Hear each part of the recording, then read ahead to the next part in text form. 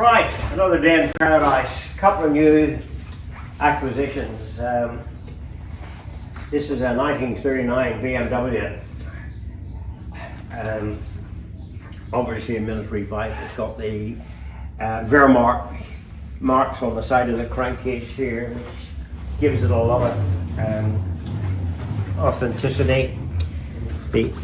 The German stamps are on here, where it was commissioned by the Wehrmacht and obviously used in the Second World War campaign.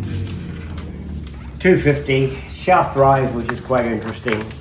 Got all the patina on it, and rather strange, it's got a British number on it, but it was commandeered by the British forces, and they put this symbol on here if the British commandeered it. Probably make sure they didn't get mixed up and think it was a German coming to attack them. So, and lovely seat, very strong. So we'll take it outside shortly and fire it up and let you have a listen to it. And I always like to look in the toolboxes, because you never know what's in the toolboxes. I've had some happy experiences in toolboxes before. This is quite unique, where the toolbox is part of the crankcase. So the battery drops in there. We'll be dropping the battery in to fire it up. Coil ignition, of course.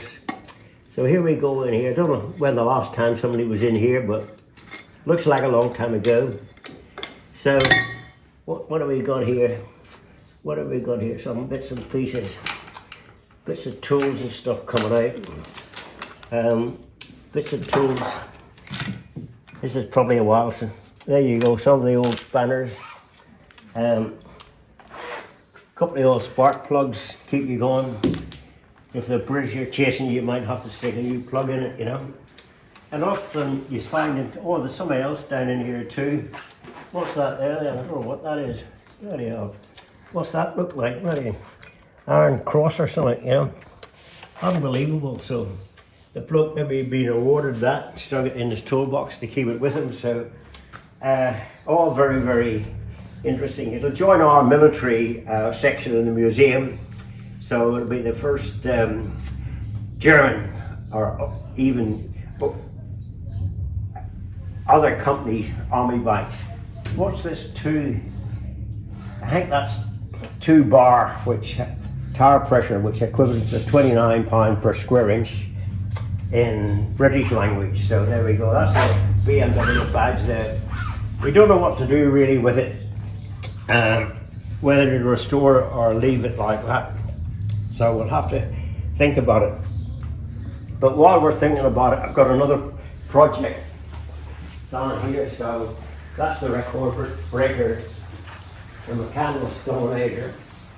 And here we go, another close to my heart, a little an Italian racer, Moto Morini.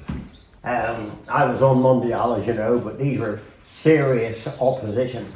Pervini, he was hard to beat on one of these. So lovely brakes, lovely hubs in it, lovely frame, and of course I really love the Italian Morini styling, and the fairing beautiful, and of course very low here, where they used to get the head down, wind resistance the minimum. It revs quite high. The bloodline's at over 10,000 RPM, so that's a bitty sporty old engine. So, but I love these hubs and wheels. They're really Rani rims, of course, the Italian famous rims. Long old microphone. That microphone was quite advanced for its time, because if you remember all the 7Rs and AJSs and Norton mics, the little dumpy silencers, but this was far more effective.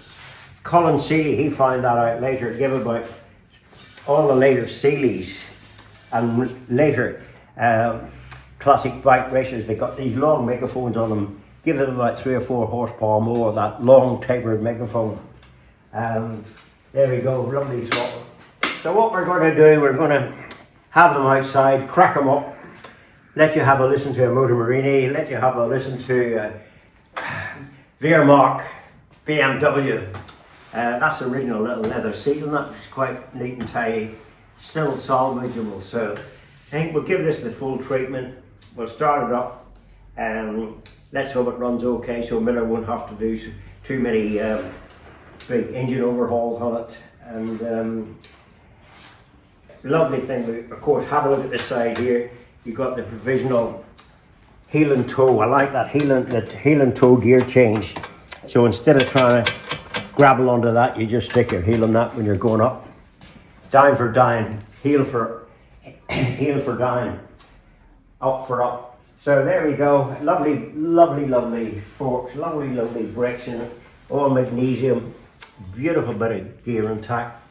And if you look at the front of it round here, you can see the fantastic fairing and how it blends in. So there we go. Outside we'll get Jan on the case and we'll fire them up for you. Let's hope they fire up. So he ain't been run for a while, so we'll give it a crack. So here we go. We'll get them outside and fire them up for you. Nearly.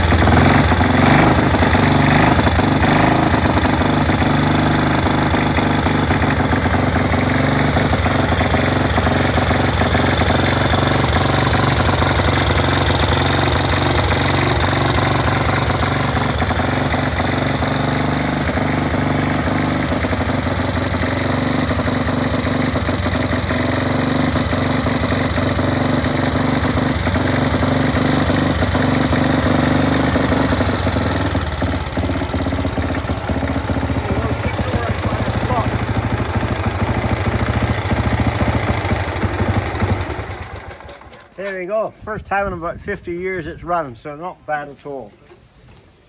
Right, well, Moto Morini next. This was a popular little production racer in Italy. Giacomo Agostini started his racing career on one of these, so lovely little bike, beautiful little brakes, all magnesium of course. The fairing is very Morini. I love this. They had that sort of patent on it where the fairing tucked in so that when the jockeys were on it, they could really get in tight on so very little wind resistance, but great little bike. I was on Mondial, which was similar to these, but we managed to blow these things off. There you go, Jan. You want to fuel up? So we're going to fire it up, and we're just running it on a bit of two-stroke so it doesn't seize up. Right there. You want to hook the back end up? Yeah. You take it out. Yeah.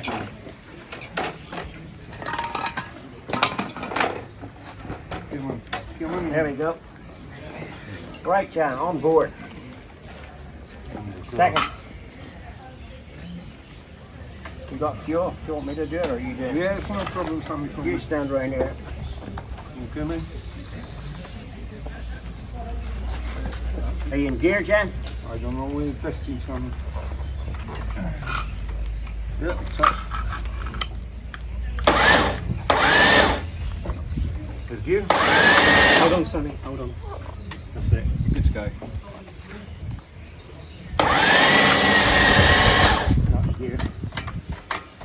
Try that. No good, Jan. Here. Again. No good. Same gear. Yes,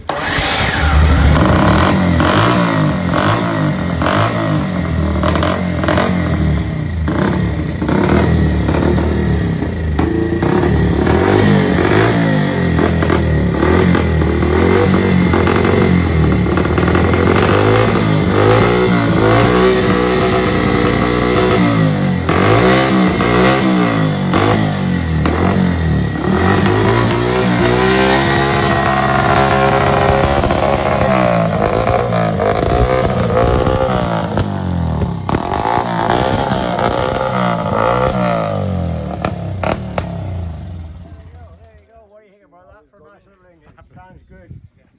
So I think the engine's pretty strong, so it'll really be a cosmetic restoration. We'll get all that nicely repainted.